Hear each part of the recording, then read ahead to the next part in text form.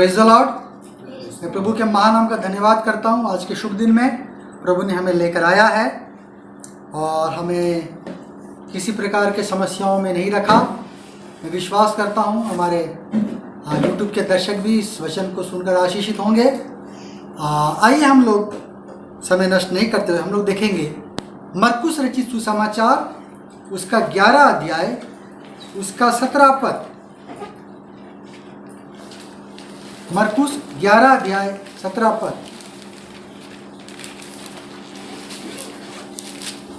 और उपदेश करके उनसे नहीं, मरकुस 11 का 17। परंतु नहीं, और उपदेश करके हाँ। उनसे कहा क्या यह नहीं लिखा है क्या ये नहीं लिखा है कि मेरा घर सब जातियों के लिए मेरा घर सब जातियों के लिए प्रार्थना का घर कहलाएगा, प्रार्थना का घर कहलाएगा, पर तुमने इसे डाकुओं की खो बना दी है। तो हम यहाँ पर देखेंगे आज हमारा विषय है प्रार्थना। हमारी कलीसिया का नाम भी दुआ का घर है। दुआ का घर अर्थात प्रार्थना का घर। हमारी बहन और हमारी आंटी जी को याद करते हैं, LG शंकर आंटी जी, उन्होंने ये नाम प्रपोज किया था 83 में जब हमारी कलीसिया शुरू हुई थी। और YouTube में मैंने पाया कि लखनऊ में भी एक दुआ का घर है, कनाडा में भी एक दुआ का घर है और हमारी राउरकेला में दुआ की घर की कलीसिया स्वागत करती है आपका। और आज हम प्रार्थना के विषय को देखेंगे। बहुत बुनियादी शिक्षा है प्रार्थना। प्रार्थना क्या है हम लोग जरा सा जल्दी से जल्दी देखेंगे। समय लगता है कुछ भी चीज़ को जानने के लिए। हम नहीं बोल सकते कि 10 मिनट में ख़त्म करो, 40 मिनट में ख़त्म करो, 1 घंटे में ख़त्म करो, लेकिन फिर भी हम समय को देखते हुए जल्दी से जाएंगे। सबसे पहले एक और हम पढ़ना चाहते हैं। प्रभु ने कहा कि मेरा घर क्या कहलाया जाएगा? प्रार्थना का घर कहलाया जाएगा। किसके लिए? सभी जातियों के लिए, सभी जातियों के लिए, किसी एक जाति के लिए नहीं। प्रत्येक जाति जिसको प्रभु ने दुनिया में बनाया वो उसको प्रार्थना कर सकता है और करना चाहिए। प्रभु उस आशा करता है। अगर हम पढ़ते हैं भजन संहिता उसका 94 अध्याय उसका 4 पद, भजन 94 9 पद, सॉरी हाँ, जिसने कान दिया क्या वो आप नहीं सुनता? क्या वो आप नहीं सुनता? जिसने आंख रची हाँ, क्या वो आप नहीं देखता? हम आगे नहीं जाएंगे। हम यहाँ पर देखते हैं बहुत अच्छी बात दाऊद कहता है, वो है जिसने कान दिया क्या वो आप नहीं देखता नहीं होगा?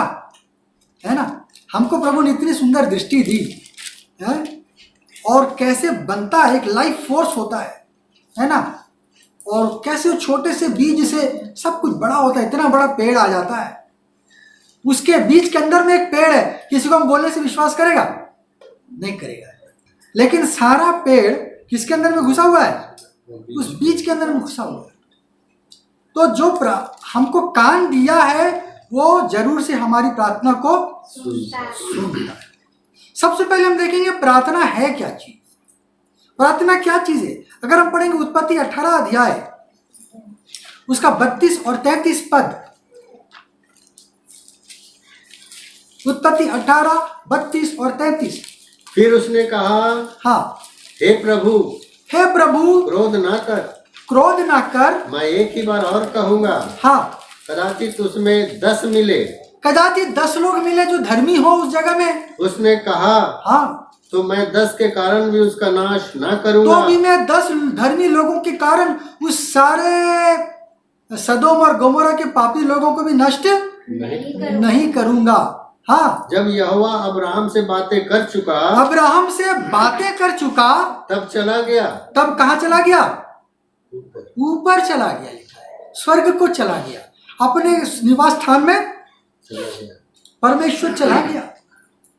क्या करने के बाद? अब्राहम से बातें करने के बाद। तो प्रार्थना क्या है? बात करना, परमेश्वर से वार्तालाप करना, है ना। हमारी पुकार को परमेश्वर सुन सकते हैं। हम हमारे मनों के विचार को भी परमेश्वर सुन सकते हैं, है ना। कोई ऐसी जगह नहीं है जहां पर परमेश्वर से हम छुप जाएं। हम सोचेंगे हमारा मन छुप जाएगा परमेश्वर से, लेकिन हमारा मन परमेश्वर के सामने क्या है? उघरा हुआ है ना, छुपा हुआ नहीं है। तो हम देखते हैं प्रार्थना क्या है? परमेश्वर से बातें करना। अगर हम पढ़ेंगे निर्गमन उसका 32 अध्याय उसका 11वां पद, निर्गमन 32 अध्याय 11 पद। तब मूसा अपने परमेश्वर यहोवा को यह कह के मूसा अपने परमेश्वर को यह कहकर मनाने लगा, हे यहोवा तेरा कोप अपनी प्रजा पर क्यों, तेरा क्रोध अपनी प्रजा पर क्यों पड़े। और हम पढ़ सकते हैं उसको आगे घरों में। हम देखते हैं कि ये परमेश्वर को क्या करने लगा? मूसा मनाने लगा। तो प्रार्थना क्या है? परमेश्वर को मनाना, किसी चीज पर राजी कराना। परमेश्वर एक स्वतंत्र व्यक्ति है ना, उसका ना हाँ में बदल सकता है, उसका हाँ ना में बदल सकता है। वो देने वाला होगा, वो रुक सकता है, वो रुका हुआ है, वो देने सकता है ना। तो परमेश्वर के हाथ में सब कुछ है, परमेश्वर को मनाया जा सकता है। प्रार्थना क्या है? परमेश्वर के साथ बातें करना, उसको मनाना। और हम पढ़ेंगे पहला शमूएल 1 अध्याय 15वां पद। हन्ना ने कहा नहीं, हाँ, हे मेरे प्रभु, मैं तो दुखिया हूँ। मैंने न तो दाखमधु पिया है, मैंने कोई शराब नशा नहीं किया है, और न मदिरा पान किया है। मैंने अपने मन की बात को खोलकर यहोवा से कही है। हालेलुया। एली याजक था, वो जब रो रो के हन्ना प्रार्थना कर रही थी तो वो सोचा कि ये नशा करके आ गई है क्या।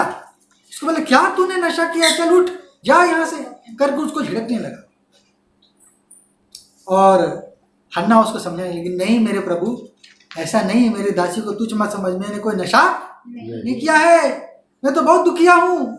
और मेरे दुख को मैंने क्या किया? परमेश्वर के सामने उंडेल दिया है। हालेलुया।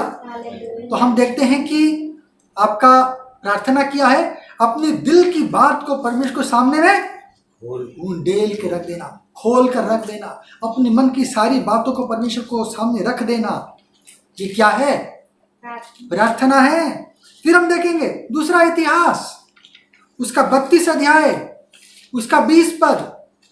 दूसरा इतिहास 32 अध्याय 20 पद। तब इन घटनाओं के कारण राजा हिजकिय्याह और आमोस के पुत्र यशायाह नबी दोनों ने प्रार्थना की।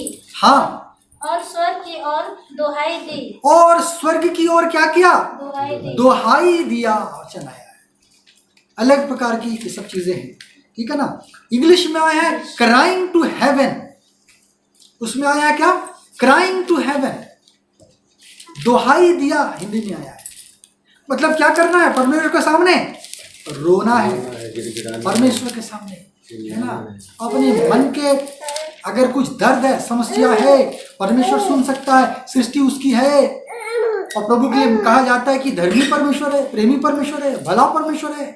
तो वो तो कट जाएगा, उसमें क्रॉस लग जाएगा, है ना, कि इफ गॉड इज गुड, प्रभु भला है, हम क्रॉस कर दे, नहीं भाई प्रभु भला नहीं है। तो प्रभु भला है, वो अन्याय नहीं करता, तो हम उससे कुछ विनय करते हैं, सुनता वो है। तो हम देखते हैं क्या करना, परमेश्वर के सामने रोना है, दुहाई देना है। प्रार्थना क्या है?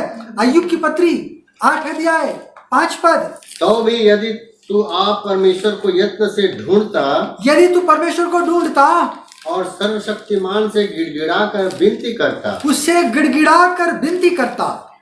तो यहाँ पर हम क्या देखते हैं? स्वर्ग के परमेश्वर से क्या करना है? गिड़गिड़ाना है ना। सप्लीकेशन वर्ड आया है इसमें इंग्लिश में, है ना। या परमेश्वर को क्या करना? ढूंढना, यत्न से ढूंढना है।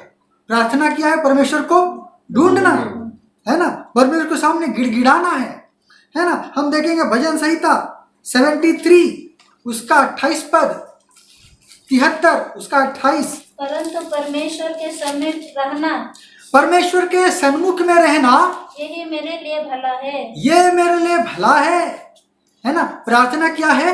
परमेश्वर के सन्मुख में आना, उसके नजदीक आना प्रार्थना है। प्रार्थना क्या है? इफिसी 3 अध्याय 14 पद। मैं इसी कारण उस पिता के सामने घुटने टेकता हूँ। उस पिता के सामने घुटने टेकता हूँ। हाँ, बस उतने ही। हम देखते हैं क्या? परमेश्वर के सामने झुकना, परमेश्वर के सामने क्या होना?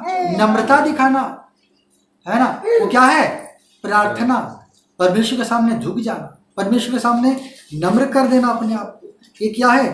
प्रार्थना है। मत्ती 21 अध्याय उसका 22वां पद।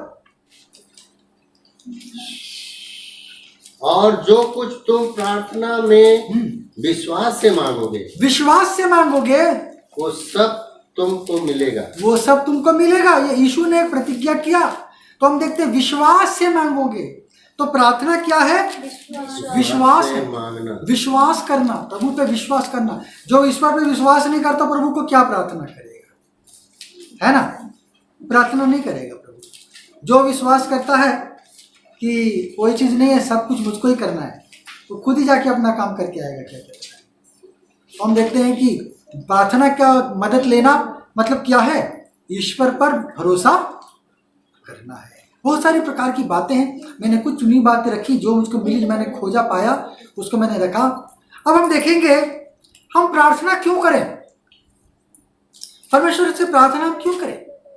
पहला बात, मत्ती 7 अध्याय 7 पद। मांगो तो तुम्हें दिया जाएगा, मांगो तो तुम्हें दिया जाएगा, ढूंढो तो तुम पाओगे, हाँ, खटखटाओ तो तुम्हारे लिए खोला जाएगा। खटखटाओ तो खोला जाएगा, ढूंढो तो पाओगे। तो प्रभु ने यहाँ पर एक आज्ञा दे दिया। क्या दिया आज्ञा? मांगो। मांगने का। तुम मांगना नहीं जानते हो, फालतू चीजें मांगते हो, इसलिए पाते भी नहीं हो परमेश्वर से। तो अच्छी चीज मांगना सीखो, कैसे प्रार्थना करना है सीखो।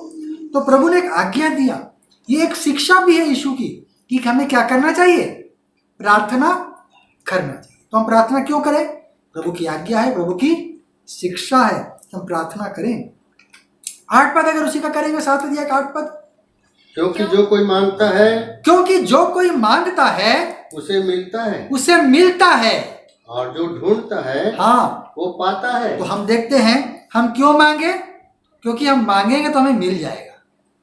हालेलुया, है ना। अगर हमें कुछ चीज चाहिए तो हम प्रार्थना करेंगे, हमें मिलेगा, हम प्रार्थना हम करेंगे। इसलिए यूहन्ना 14 अध्याय 13 और 14 अगर हम पढ़ेंगे,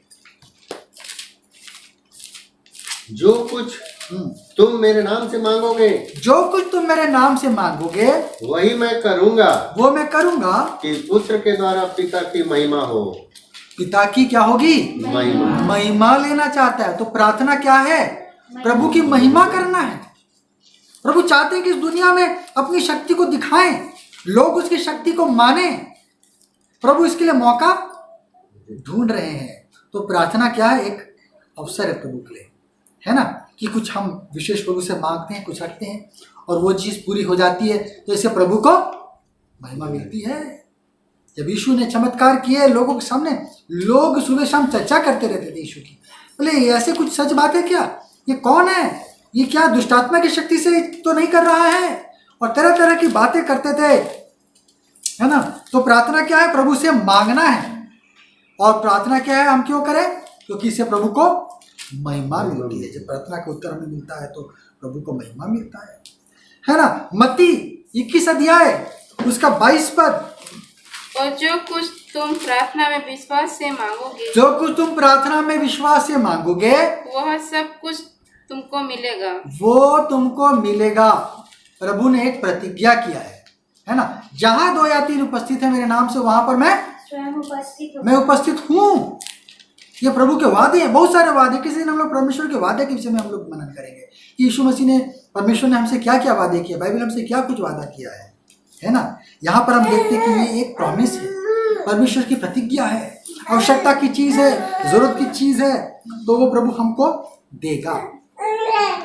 प्रार्थना के विषय में एक चीज प्रचलित है, वो क्या है? प्रार्थना के 3 उत्तर होते हैं प्राय। क्या होता है? हाँ, नहीं और रुको, यस, नो या वेट। अगर अति शीघ्रता उस चीज की जरूरत है, शीघ्र उस पर प्रभु को ध्यान देना है, तो प्रभु बोल देगा यस, है ना? वो तुरंत ही प्रभु उस चीज को मान सकता है, उसके लिए रजामंदी दिखा सकता है। अगर हम कुछ ऐसी चीज मांग रहे हैं जिसको प्रभु लगा कि ये बेकार की चीजें, इसको देने की कोई आवश्यकता है ही नहीं, ये बेकार की प्रार्थना कर रहा है, फालतू की प्रार्थना है, इसकी कोई मन सही नहीं है, और उसको प्रभु क्या कह देंगे? मना कर देंगे, नो, नहीं, कोई जरूरत नहीं है। हम बोलेंगे प्रभु मेरे पड़ोसी के एक पैर टूट जाए, प्रभु बोलेगा नो, ऐसा नहीं हो सकता, है ना? और हम क्या कर सकते? तीसरा उत्तर क्या है प्रभु का? वेट, रुको, इंतजार करो, है ना? हम बोलेंगे प्रभु, है, छोटा बच्चा बोलेगा प्रभु मैं भी पापा को जैसे दाढ़ी मूछा बनाना चाहता हूँ, है ना?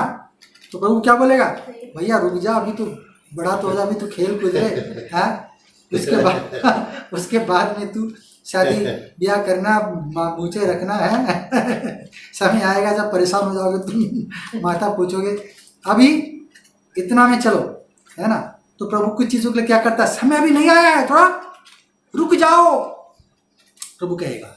तो 3 प्राय उत्तर परमेश्वर के होते हैं, हाँ, नहीं या रुको, है ना? हम प्रार्थना क्यों करें? हम देख रहे थे विषय, आइए उसमें वापिस आएंगे। यूहन्ना 16 अध्याय 24वां पद। अब तक तुमने मेरे नाम से कुछ नहीं मांगा, अब तक तुमने मेरे नाम से कुछ नहीं मांगा, मांगो, मांगो तो पाओगे, तो पाओगे, ताकि तुम्हारा आनंद पूरा हो जाए, ताकि तुम्हारा आनंद पूरा हो जाए, है ना? आनंदित होने के लिए अगर हमारा मन दुखी है तो प्रभु हमको क्या कर सकता है? आनंद से भरना चाहता है। सुनी हुई प्रार्थना के द्वारा हमारा हृदय क्या हो जाता है? आनंदित हो जाता है। ये बहुत बड़ी ब्लेसिंग है, प्रार्थना का सुना जाना, है ना? उत्तर का दिया जाना बड़ा ब्लेसिंग है। इससे हमको क्या मिलती है? हृदय में आनंद से भरपूर हो जाते हैं। अगर हम पढ़ेंगे इफिसियों की पत्री 2 अध्याय 18 पद, इफिसी 2 का 18, क्योंकि उसी के द्वारा हम दोनों हाँ, ही एक आत्मा से पिता के पास प्रार्थना के द्वारा हम पिता तक पहुंचाए जाते हैं। हम पहुंचाए जाते हैं, हम पहुंच पाते हैं, है ना? आया है इंग्लिश में access to God, we have access to God through prayer. प्रार्थना के द्वारा हमारे क्या है? हमारी परमेश्वर तक पहुंच होती है। परमेश्वर तक पहुंचने के लिए एक सीढ़ी है, एक माध्यम है, क्या? प्रार्थना। उसके जरिए हम परमेश्वर तक हम पहुंच पाते हैं, उसके दरवाजे पे हम खटखटा सकते हैं। ये उसका कॉलिंग बेल है ना? यहां से घंटी बजाया और क्या हो सकता है?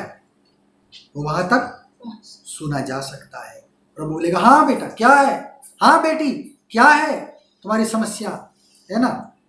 प्रभु अगर हम पढ़ेंगे याकूब की पत्री 5 अध्याय 15वां पद,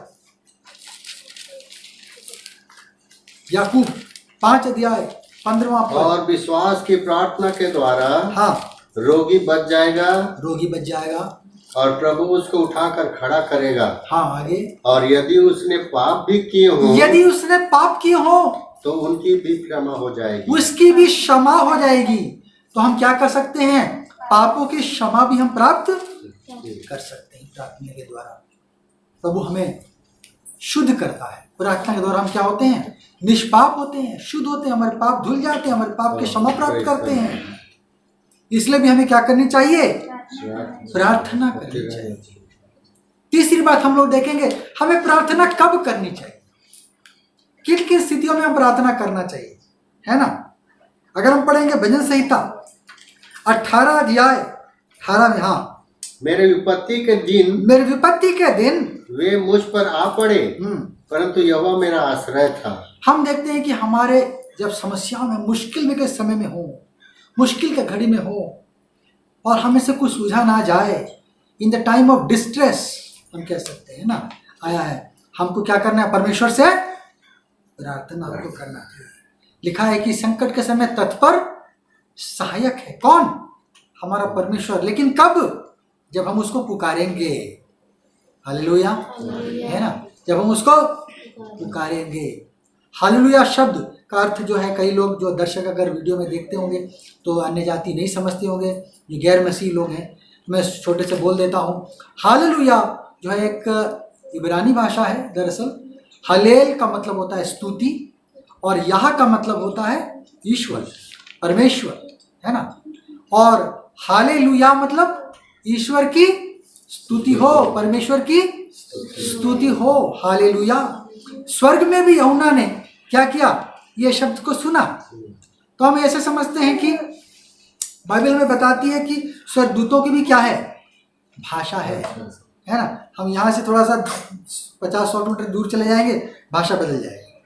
तो जब पृथ्वी पर इतनी सारी भाषा है, बाइबल हमको बताती है स्वर्गदूतों की भी अलग भाषा है। हर एक जीव जंतु की अलग भाषा है।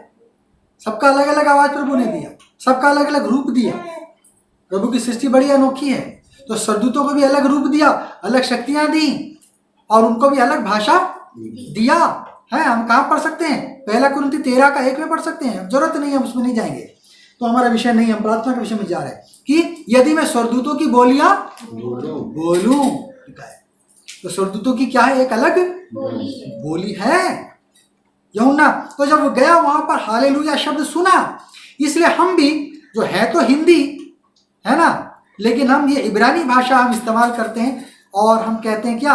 हालेलुया, क्योंकि ये शब्द यूहन्ना ने स्वर्ग में भी सुना था। तो हम कह सकते हैं प्रभु की स्तुति हो, अर्थात हालेलुया अर्थात प्रभु की स्तुति हो। तो हम देखते हैं कि संकट के समय हम परमेश्वर से प्रार्थना कर सकते हैं। हम परमेश्वर से प्रार्थना कब कर सकते हैं? भजन संहिता 30 अध्याय 2 पद। हे मेरे परमेश्वर यहोवा, हाँ, मैंने तेरी दुहाई दी, मैंने तेरी दुहाई दी, और तूने मुझे चंगा किया है, तूने मुझे चंगा किया। तो हम देखते हैं हम लोग चंगाई के लिए भी प्रार्थना कर सकते हैं। यदि कोई रोगी हो, याकूब में भी लिखा है तुम्हें कोई रोगी हो तो क्या करे? विश्वास की प्रार्थना, धर्मी की प्रार्थना के द्वारा क्या हो जाएगी? रोगी उठकर खड़ा हो जाएगा, चंगा किया जाएगा। प्रार्थना में वो ताकत है। हम विश्वास करते हैं मसीह जन कि वो रोगियों की चंगाई कर सकती है। जो चीज परमेश्वर के नियंत्रण में है, मनुष्य के नियंत्रण में नहीं है। अगर हमको सिरदर्द हो रहा है, हम प्रभु से प्रार्थना नहीं करेंगे, है ना।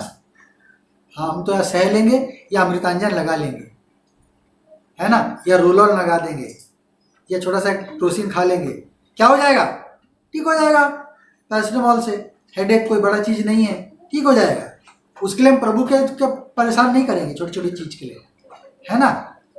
लेकिन विशेष चीज जो मनुष्य के नियंत्रण से बाहर है, उसकी शक्ति से बाहर है, उसके लिए हम प्रभु के पास ही जा सकते हैं, क्योंकि दूसरा और हमारे पास सुविधा है भी नहीं। कोरोना का कोई दवाई नहीं बना है। टीका विका लगा रहे हैं, 2 टीका लगाने के बावजूद वो हो रहा है, लोगों को सुनने में आ रहा है। अब तीसरे की लहर की बात सुन रहे हैं, पर तीसरा लहर तभी कुछ ऐसा आया नहीं है। आपका केरल और महाराष्ट्र में थोड़ा बहुत सुन रहे हैं, प्रभु की आशीष है। तो हम देखते हैं कि कब हम प्रार्थना कर सकते हैं। यदि हम रोगी हो, प्रार्थना कर सकते हैं। भजन संहिता का ही आ जाए 34 अध्याय 4 पद। मैं यहोवा के पास गया, तब उसने मेरी सुन ली, उसने मेरी प्रार्थना को सुन लिया और मुझे पूरी रीति से निर्भय किया। जब मेरे मन में क्या हो? डर हो, भय हो, किसी प्रकार का एक समस्या हो, है ना, चिंता हो, डर से गया हूं मैं किसी बात से, होता है कई बार। उस समय हम क्या कर सकते हैं? प्रभु से प्रार्थना कर सकते हैं। दाऊद भी क्या कर रहा था? शाऊल से बचकर यहाँ जंगल में मारा फिरता था। वो डरा हुआ था कि कब उसे शाऊल पकड़कर मार ना डाले, लेकिन ऐसा हुआ नहीं। फिर भी प्रभु से वो क्या करता था? प्रार्थना करता था। प्रभु ने क्या किया? उसके सारे भय से उसको दूर कर दिया, वचन कहता है ना, भय मुक्त हो गया वो। अगर हम पढ़ेंगे याकूब की पत्री 5 अध्याय 13 पद।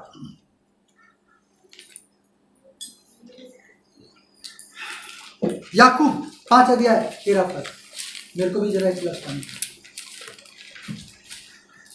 यदि तुम में कोई दुखी है यदि तुम में कोई दुखी है तो प्रार्थना करे। तो वह क्या करे? बाइबल हमको बताती है सबसे अच्छी चीज है।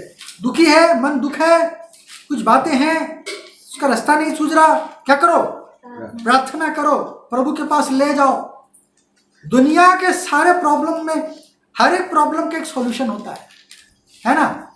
Every problem has a solution, every question has a answer. हर एक सवाल का एक जवाब निश्चित होता है, निश्चित रूप से है। तो हम देखते हैं कि हमको क्या करना है? प्रार्थना करना जब हम दुखित हो। फिलिपियों की पत्री 4 अध्याय 6 पद, किसी भी बात की चिंता मत करो, हाँ, परंतु हर एक बात में तुम्हारे निवेदन, प्रार्थना और विनती के द्वारा धन्यवाद के साथ हाँ, परमेश्वर के सन्मुख उपस्थित किए जाएं। परमेश्वर के सामने क्या किया जाए? उपस्थित किया जाए। तो हमको जब भी किसी चीज को एक रिक्वेस्ट है या है ना, किसी बात की चिंता मत करो, तो प्रार्थना हम कब कर सकते हैं? हमारे चिंता में हम प्रार्थना कर सकते हैं। या फिर हम प्रभु के सामने कुछ रिक्वेस्ट रखना चाहते हैं, निवेदन रखना चाहते हैं प्रभु के सामने, इसके लिए भी हम प्रार्थना हम करते हैं, है ना? इसके लिए भी हम प्रार्थना करते हैं। कौन सा समय प्रार्थना करने के लिए सही समय है? बाइबल हमको क्या बताती है इस बारे में? हम लोग अगर देखेंगे भजन संहिता 119 का 147, 119 का 147। मैंने पाँव फटने से पहले दुहाई दी, मेरी आशा तेरे वचनों पर थी। हाँ, पाँव फटने से पहले मतलब सूरज उगा नहीं, भोर को, है ना?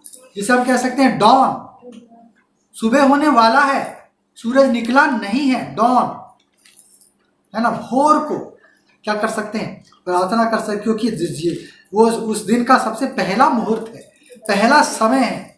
किरणें निकली, सुबह हुआ। तो पहला दिन का समय प्रभु को देना कितनी सुंदर बात हो सकती है। और हम अपने सुखद बिछौने से निकलकर थोड़ा कष्ट करके जब प्रभु के पास आते हैं तो उस कष्ट को भी प्रभु देखता है ना? आसानी के साथ में सो धो के आना, ऐसे, है ना, मुंह बिना घसे हुए प्रभु के सामने, प्रभु लगा रहे कहाँ से आ गया ये? लेकिन हम कष्ट करके प्रभु, अरे भाई ये नींद को छोड़ करके आया है, और ये सो सकता था 1-2 घंटे, आया, सुन लो भाई इसकी प्रार्थना सुन लो, अभी तक तो सब सोए हुए हैं, सबका नींद है, ये पहला आया है तो बड़े आराम से मैं इसकी प्रार्थना को सुन सकता हूँ, है ना? अभी कोई डिस्टर्बेंस नहीं है, अभी लाइन क्लियर है, हाईवे पूरा सुनसान है, खाली है ना? तो इस प्रकार से हम देखते हैं प्रभु के पास हम ऐसे समय में जाएं, प्रभु सुन सकता है। पर ऐसा यीशु भी सुबह को प्रार्थना करता था। अगर हम पढ़ेंगे मरकुस की किताब, उसका 1 अध्याय, उसका 35वां पद, मरकुस 1 का 35 अगर हम पढ़ते हैं, हाँ,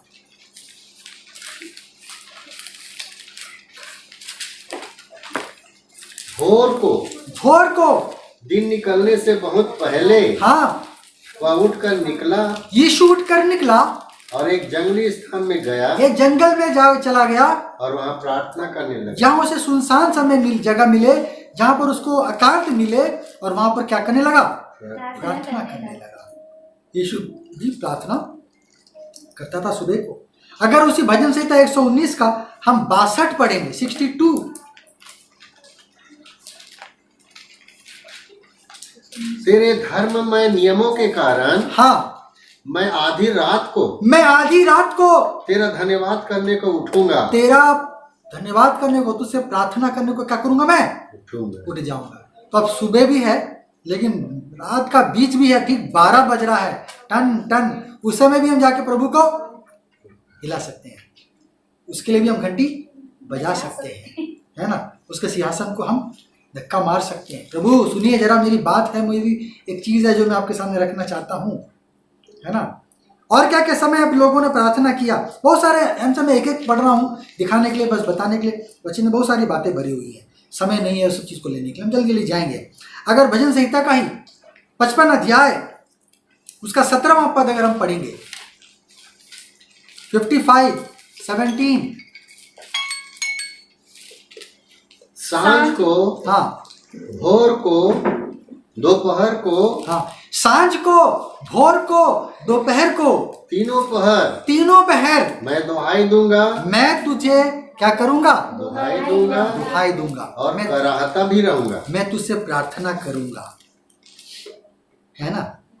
तो हम देखते हैं कि 3 समय दे दिया, है ना। शाम भी होने दो, है ना, दोपहर भी होने दो, हम प्रार्थना कर सकते हैं। दानियल उसका 6 अध्याय उसका 10 पद, लोगों ने कब कब प्रार्थना किया?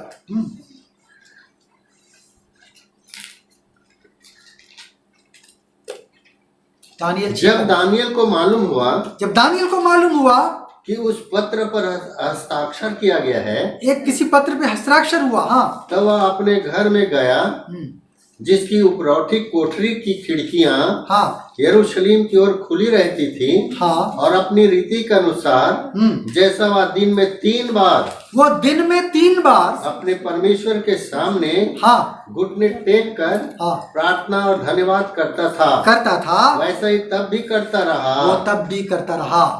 दिन में 3 बार, हम ऐसा समझ सकते हैं कि सुबह का 9 बजे, दोपहर का 12 बजे, फिर 3 बजे, है ना, हम नहीं जानते, लेकिन वो दिन के समय में भी 3 बार वो प्रार्थना करता था। कौन? दानियल नबी। अगर हम पढ़ेंगे पहला शमूएल 15 अध्याय उसका 11वां पद,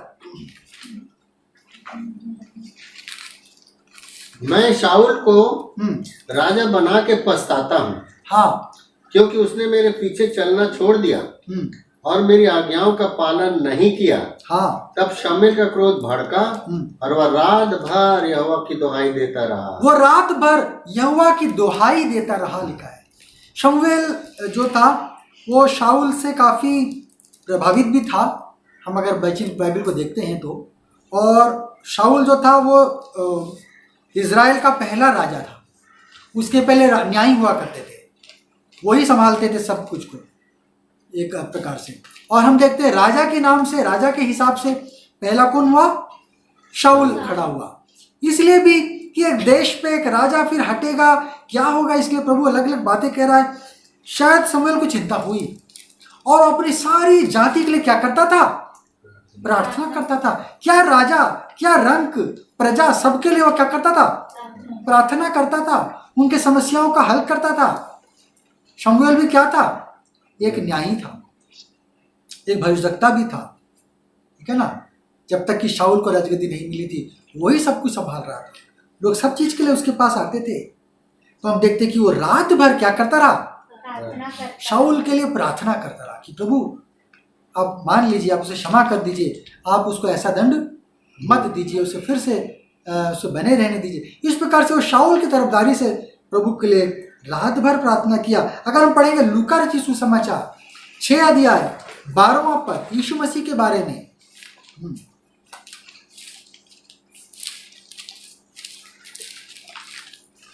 लूका 6 का 12। उन दिनों में वह पहाड़ पर प्रार्थना करने गया। वो पहाड़ पर प्रार्थना करने के लिए यीशु गया, हाँ, और परमेश्वर से प्रार्थना करने में सारी रात बिताई। वो सारी रात परमेश्वर से प्रार्थना करने में बिता दिया। कई लोग इसलिए ग्रुप में क्या करते हैं, बोलते हैं हम लोग होल नाइट प्रेयर करेंगे, होल नाइट प्रेयर करेंगे। रात को भी कई बार हुई हमारी भी, है ना, और लोग रात भर भी प्रभु से हम विनय करेंगे। तो ऐसे समय का कोई पाबंदी नहीं है, मेन है आपका विषय, है ना। और लेकिन रात की प्रार्थना क्या होती है? कष्ट करना प्रभु की। और यीशु के लिए था कि सुबह को मैं क्या करूँगा, लोगों को समय मुझे देना है। तो इस कारण से वो रात में भी प्रार्थना वो क्या करते थे। अगर हम पढ़ेंगे इफिसियों की पत्री उसका 6 अध्याय उसका 18वां पद, इफिसी 6 का 18। हर समय और हर प्रकार से आत्मा में प्रार्थना करते रहो, हर समय प्रार्थना करते रहो, लिखा वचन में। तो कोई समय नहीं है, हमें प्रार्थना लगातार, हमें जब भी सुविधा मिलती है हम प्रभु से हमें जुड़ना है, प्रभु से अपने सामने बातें रखनी है, अपने लिए ही ना सही दूसरों के लिए भी सही, हमको क्या करना है? प्रार्थना में हमें समय बिताना चाहिए। प्रार्थना करने के लिए क्या हमें किसी प्रकार का एक शारीरिक कोई ये होता है क्या, है ना, कि शरीर में हम किस प्रकार से आए, किस प्रकार से हमारा शारीरिक ये हो, है ना, झुक के प्रार्थना करें, दंडवत करके बाद कैसे प्रार्थना करें, इसके विषय में भी बाइबल बता रही कि लोग कितने कैसे कैसे प्रार्थना करते थे उस दिनों में। अगर हम पढ़ेंगे यूहन्ना उसका 17 अध्याय उसका 1 पद, मैं समाप्त करूंगा, विषय बहुत बड़ा हो सकता है। यीशु ने ये बातें कही, हाँ, और अपनी आंखें आकाश की ओर उठाकर कहा। परमेश्वर ने अपनी आंखें कहाँ उठाया, आकाश को उठाकर कहा, हाँ, हे पिता, हाँ, वो घड़ी आ पहुंची है। मैं प्रार्थना, यीशु प्रार्थना करने लगा, है ना, कैसे करके, आसमान की ओर देखकर प्रार्थना करने लगा। दाऊद करता है मुझे सहायता कहाँ से मिलेगी, है ना, मैं अपनी आंखें पर्वत की ओर उठाऊंगा, है ना, ऊंचा प्रभु कहाँ है, ऊपर है, तो हमें अपना सिर कहाँ उठाना चाहिए, ऊपर उठाना है, ऊपर परमेश्वर की ओर, प्रभु ऊपर गया है ना। स्वर्ग परमेश्वर का, पृथ्वी परमेश्वर की क्या है, चौकी है, वचन कहता है ना, स्वर्ग उसका सिंहासन है। तो हम देखते हैं कि हमें स्वर्ग की ओर निहारना चाहिए, क्योंकि प्रभु ऊपर में, प्रभु नीचे नहीं है। अगर हम पढ़ेंगे पहला राजा 8 अध्याय उसका 22वां पद, तब सुलेमान इस्राएल की पूरी सभा के इजरायली सभा के देखते हुए यहोवा की वेदी के सामने खड़ा हुआ, हाँ, और अपने हाथ स्वर्ग की ओर फैलाकर कहा, अपने हाथ स्वर्ग की ओर फैलाकर क्या करने लगा, प्रार्थना करने लगा। अब अगर हम उसको पढ़ सकते हैं तो हम देखते हैं कि हमारे हाथ कैसे होने चाहिए, परमेश्वर के तरफ उठने चाहिए, प्रभु के पास उठने चाहिए, है ना। ऐसे भी करके क्या कई लोग प्रार्थना करते हैं, अपने हाथों को आसमान पर उठाकर हम प्रार्थना करते हैं। अगर उसी पहला राजा उसका 8 का 54 अगर हम पढ़ेंगे, जब सुलेमान यहोवा से यह प्रार्थना हाँ गिड़गिड़ाहट के साथ वो गिड़गिड़ा के प्रार्थना कर रहा था, कर चुका, हाँ, तब वह जो घुटने टेके हाँ, और आकाश की ओर हाथ फैलाए हुए, वो हाथ फैलाया और फिर क्या किया, पहले खड़ा खड़ा प्रार्थना कर रहा था, फिर बाद में क्या किया, उसको लगा कि मैं घुटने टेकूंगा प्रभु के सामने, तो फिर क्या हो गया, उसको घुटने में आ गया, घुटने में आकर हाथ फैलाता है ना? हुआ यहोवा की वेदी के सामने से हाँ, उठा। तो वो क्या करने लगा, घुटने में आकर फिर क्या करने लगा, और कुछ प्रार्थना बाकी था उसको घुटने में आकर करने लगा। प्रभु को क्या करना, आदर देना है ना, प्रभु को सम्मान देना है। अगर आप रोगी हैं तो आप बिछौने में पड़े पड़े भी क्या कर सकते हैं, प्रार्थना कर सकते हैं, प्रभु समझेंगे। प्रभु जानते हैं कि ये अभी तो खड़ा भी नहीं हो सकता, ये बैठ नहीं सकता, ये बीमार है, ये लाचार हो गया, तो ऐसी कुछ नहीं है। लेकिन फिर भी बाइबल में जो बातें कहीं मैं उसको बता रहा हूँ, बहुत सारे भरी हुई हैं, एक एक अंतरा को देने से समय भी होगा, मैं सिर्फ एक एक इसलिए डाल रहा हूँ कि इस प्रकार से प्रार्थना कर की जा रही थी। मत्ती उसका 26 अध्याय उसका 39 अगर हम पढ़ेंगे, मैथ्यू 26:39, फिर वह थोड़ा और आगे बढ़कर, फिर यीशु थोड़ा और आगे बढ़कर मुंह के बल गिर गया, हाँ, और यह प्रार्थना की, और प्रार्थना करने लगा, हाँ, हे मेरे पिता, हे पिता, यदि हो सके यह कटोरा मुझसे टल जाए, ये कटोरा टल सकता है प्रभु, तो क्या करिए, टाल दीजिए। वो कैसे प्रार्थना कर रहा था, साष्टांग प्रणाम करके प्रभु को क्या कर रहा था, प्रार्थना कर रहा था। औंधे मुंह प्रभु के सामने जमीन में गिर गया।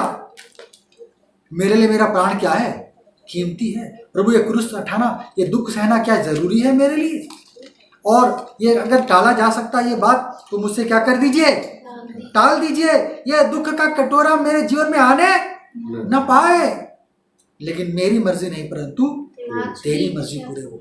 अगर तू चाहता है कि ये मैं दूं बलिदान, ये क्रूस पे टंगूं, तो मैं इसके लिए भी तैयार मैं हूँ। तो हम देखते हैं प्रभु ने प्रार्थना कैसे किया, साष्टांग दंडवत करके प्रभु के सामने वो प्रार्थना वो करने लगा।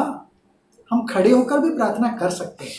अगर हम पढ़ेंगे लूका रचित सुसमाचार 18 अध्याय 11वां पद। मंदिरों में ये लोग जाते थे, कोई खड़े हो जाते थे, कोई घुटने टेकते थे, तो हम देख सकते हैं वहां पे। तो ये मंदिर में एक व्यक्ति प्रार्थना कर रहा है। हाँ, फरीसी खड़ा होकर, एक फरीसी खड़ा होकर अपने मन में यूं प्रार्थना करने लगा। वो मन ही मन प्रार्थना करने लगा, है ना। हम प्रार्थना में नहीं जाएंगे, हमारा विषय नहीं। हम देख रहे खड़ा होकर भी वो क्या कर रहा था, मंदिर में प्रार्थना कर रहा था। 13वां पद अगर उसी का पढ़ेंगे तो, परंतु चुंगी लेने वाले ने, एक चुंगी लेने वाला था, टैक्स कलेक्टर था, कोई पता नहीं, हाँ, दूर खड़े होकर स्वर्ग की ओर आंखें उठाना भी ना चाहा। हाँ, वरन अपनी छाती, हाँ, पीट कर, वो छाती पीट कर कहा, वो क्या कर रहा था, प्रार्थना कर रहा था। तो कुछ लोग थे, अपने आप जीवन में ऐसी छटपटाहट थी, ऐसी बेचैनी थी, ऐसी हालत उनकी थी, क्या कर रहे हैं, अब मन नहीं मान रहा है, वो छटपटा रहे हैं। और वो क्या करते हैं, छाती को पीट कर बेचारा वो क्या कर रहा है, प्रभु के सामने प्रार्थना कर रहा है ना। लोग जो हैं, जो इजराइल में जो वॉल है, जिसे वेलिंग वॉल भी कहा जाता है, जो इजरा और नहमिया का जो दीवार है, और उसमें लोग क्या करते हैं, मुंडी टेक करके प्रार्थना करते हैं, मुंडी मार के प्रार्थना करते हैं, है ना। यहूदी लोग हिल के प्रार्थना करते रहेंगे, ऐसे आगे पीछे वो झुक के प्रार्थना करते हैं। उनका मानना है कि याकूब भी क्या करता था, ऐसी कुछ प्रार्थना करता था, तो वो भी उसका कॉपी मारते हैं लोग। तो ऐसा कुछ नहीं है कि हम झुक ऐसे हिलते प्रार्थना करें तो कुछ हो जाएगा करके। प्रभु प्रार्थना सुनना चाहे तो क्या कर सकता है, ऐसी प्रार्थना सुन सकता है ना। हमारी प्रार्थना को प्रभु सुन सकता है। अंतिम विषय को हम जरा देखेंगे और समाप्त करेंगे, और इसको हम दूसरे भाग में ले जाएंगे। उसमें भाग में हम देखेंगे कि बाइबल में ऐसी क्या क्या चीज़ों के लिए लोगों ने प्रार्थना किया और वो प्रार्थना सुनी गई, और किन लोगों की प्रार्थना सुनी जाती है, परमेश्वर को ग्रहण है, उसको हम अगले विषय में देखेंगे। एक अंतिम विषय हम आज देखेंगे, वो है प्रार्थना करने के तरीके। किस प्रकार की प्रार्थनाएं जो है बाइबल में वर्णन है, अगर हम देखेंगे। पहली बात है अय्यूब की पत्री, उसका 16 अध्याय, उसका 17वां पद। अय्यूब 16 का 17।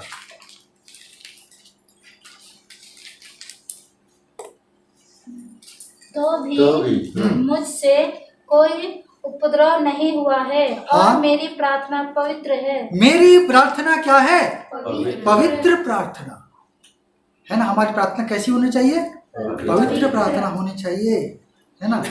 और हम देखते हैं कि कई बार लोग अपनी भाषा में नियंत्रण नहीं रखते, उनकी भाषा में उन्होंने बुरी बातें बोलना उनके लिए क्या हो गया है, मामूली चीज है। बोला नहीं कि गंदे शब्द निकलने लग जाते हैं, मुंह में अजीब बातें निकलती हैं, कई लोगों को हम देखते हैं। और प्रार्थना हमारी कैसी होनी चाहिए, अनावश्यक नहीं होनी चाहिए, पवित्र चीजें होनी चाहिए, है ना। ऐसा नहीं हम बोलेंगे प्रभु बगल वाले का नुकसान कर दे, है। तो हमारी प्रार्थना कैसी होनी चाहिए, पवित्र प्रार्थना होनी चाहिए, है ना। भजन संहिता 35 अध्याय, उसका 13वां पद यदि हम पढ़ेंगे, भजन 35 का 13। हाँ, जब वे रोगी थे तब हाँ, तो मैं ठट्टा पहने रहा। जब वे रोगी थे तो मैं टाट पहने रहा, मेरे हिसाब से। हाँ, और उपवास करके और दुख उठाता रहा। उपवास करके क्या करता रहा, दुख उठा के प्रार्थना करता रहा। और मेरी प्रार्थना का फल मेरी गोद में लौट आया। मेरी प्रार्थना मेरे ही पास लौट आया। जब हम किसी के लिए प्रार्थना करते हैं, किसी को हम आशीष देते हैं, वो सामने वाले को नहीं लगता है तो क्या हो जाता है, वो वापिस देने वाले के पास आ जाता है। अगर हम किसी को श्राप भी देते हैं, वो सामने वाले को नहीं लगता है तो वापिस कहाँ जाता है, हमारे पास आ जाता है। आशीष हो या श्राप, या तो सामने वालों की लगेगी, नहीं लगेगी तो वापिस हमारे पास आ जाती है। इससे बड़ी सावधान, हमारे विषय में नहीं, हम उस चीज में नहीं जाएंगे। तो हम देखते हैं कि उपवास की प्रार्थना क्या है, परमेश्वर के निकट प्रभावशाली प्रार्थना है। इसको प्रभु वचन देता है ना, कि हमने क्या किया, एस्तर ने क्या किया, लोगों का 3 दिन हम कुछ भी खाएंगे भी नहीं और पिएंगे भी नहीं। हम प्रभु के लिए क्या करेंगे, उपवास करेंगे, पूर्ण उपवास करेंगे। और उनके यहूदियों के को मार डालने का षड्यंत्र रचा था किसने, हामान ने।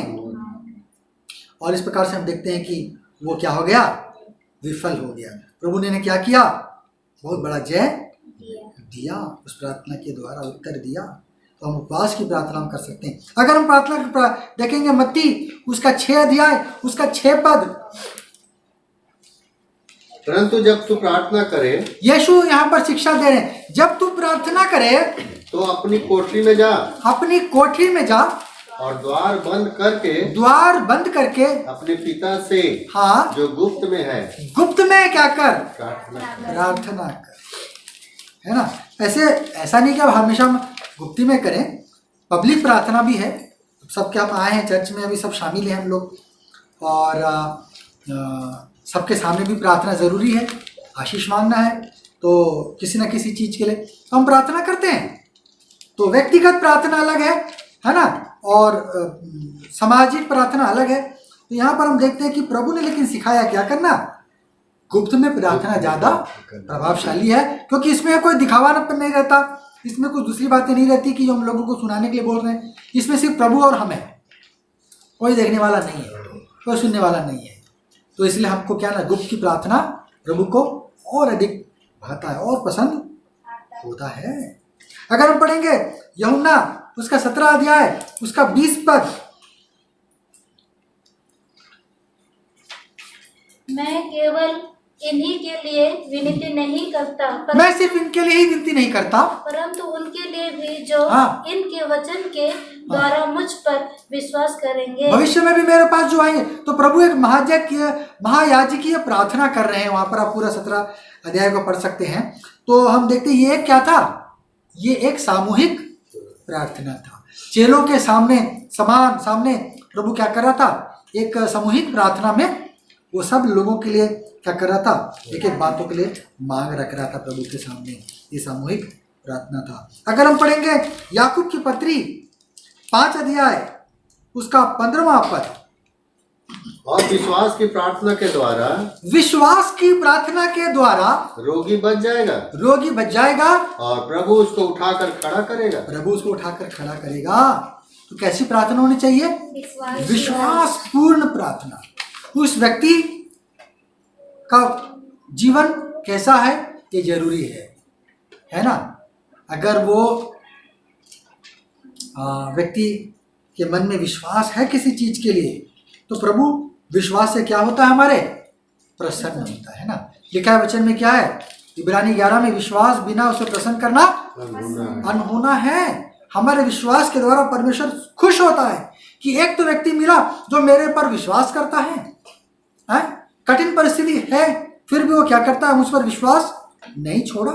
हमारा विश्वास प्रभु के लिए कीमती है।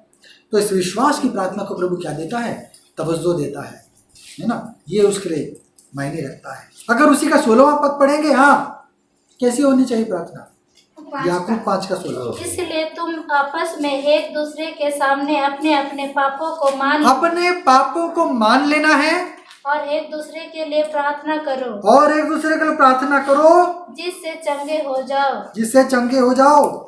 धर्मी जन की प्रार्थना एक प्रभाव से बहुत कुछ हो सकता है। हालेलुया। ये वचन में सुना होगा। हम देखते हैं कि धर्मी जन, एक दुष्ट व्यक्ति प्रार्थना करे तो प्रभु उसकी प्रार्थना को उतना ध्यान नहीं देगा। लेकिन जो व्यक्ति प्रभु के साथ साथ चलता है, प्रभु को जो पसंद वो करता है, उसका जीवन प्रभु से जुड़ा हुआ है, उसका जीवन प्रभु से सीख है, तो वो उसकी प्रार्थना को निश्चित रूप से सुनेगा। हालेलुया, है ना। हम देखते हैं धर्मी जन की प्रार्थना प्रभु के सामने क्या है, कीमती है, ग्रहण योग्य है, उसके प्रभाव से बहुत कुछ हो सकता है। और लिखा है कि पापों को मान लो।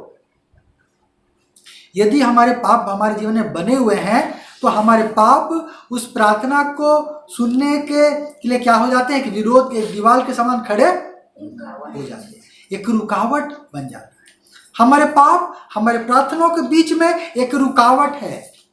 इसलिए वचन बोलता है कि क्या करना है, अपने पापों को मान लो, झुक जाओ, नम्र बन जाओ। प्रभु नम्र लोगों को क्या करता है, पसंद करता है। अगर उसी 17 पद भी हम पढ़ेंगे उसका, जेम्स याकूब 5 का 17, एलिया भी तो हाँ हमारे समान दुख सुख भोगी मनुष्य था, दुख सुख भोगी मनुष्य था। और उसने गिड़गिड़ा कर प्रार्थना की हाँ कि मैं ना बरसे, हाँ और 3.5 वर्ष तक हाँ भूमि पर मैं नहीं मैं नहीं बरसा। बरसा। हम देखते हैं कि एलिया क्या था, दुख सुख भोगी मनुष्य है ना। कोई भी एक साधारण मनुष्य प्रभु के सामने प्रार्थना में आ सकता है ना। वो साधारण व्यक्ति प्रभु से प्रार्थना कर सकता है, वो प्रभु उसकी सुनेंगे है ना। ईमानदारी की प्रार्थना, बड़े निष्कपट रूप से है ना, निष्पाप रूप से हम यदि हम प्रार्थना करते हैं ईमानदारी से, तो प्रभु ऐसी प्रार्थना को सुनता है। एक और हम अंतिम बात देखेंगे, दूसरा इतिहास 7 अध्याय उसका 14वां पद। तब यदि मेरी प्रजा के लोग जो मेरे कहलाते कहलाते हैं, हाँ, दीन होकर प्रार्थना करें, नम्र और दीन होकर प्रार्थना करें, और मेरे दर्शन के खोजी हो जाएं, अपनी बुरी चाल से फिरे, हाँ, अपने बुराई से फिरे, तो मैं स्वर्ग में हाँ, से सुनकर उनका पाप क्षमा करूंगा, तो स्वर्ग से सुनूंगा, पाप को क्षमा करूंगा, और उनके देश को ज्यों का त्यों कर दूंगा, उनके देश को भी क्या कर दूंगा, चंगा कर दूंगा। कर दूंगा है ना। I will heal their land आया है ना। तो हम देखते हैं कि प्रभु क्या कर सकता है, हमारे पापों की क्षमा। इसके चलते परमेश्वर का क्रोध हम पर आता है, देश पे क्रोध आता है, व्यक्तिगत लोगों पे क्रोध आता है, घराने पे क्रोध आता है। हमने देखा था पिछले सप्ताह, आशीष और श्राप के कारण, बिना कारण से कुछ भी नहीं होता हमारे जीवन में। दुख आया, दुख के कारण है, श्राप आया, श्राप के कारण है। हमको समझना है, इसलिए निरंतर हमको क्या करना है, प्रभु के भय में हमको चलते जाना है। तो हम देखते हैं कि नम्रता की प्रार्थना, नम्र व्यक्ति की प्रार्थना प्रभु क्या करता है, सुनता है। हाँ, तो हम देखते हैं कि हमने इसे प्रार्थना के विषय में देखा, हाँ, कि किस प्रकार से हमको प्रार्थना हमें करनी चाहिए। प्रभु के कान हैं और प्रभु हमारी प्रार्थनाओं को सुनता है। हमारा निरंतर हमें प्रार्थना में हमें बढ़ना चाहता है। प्रभु इस वचन के द्वारा हम सबको आशीष दे।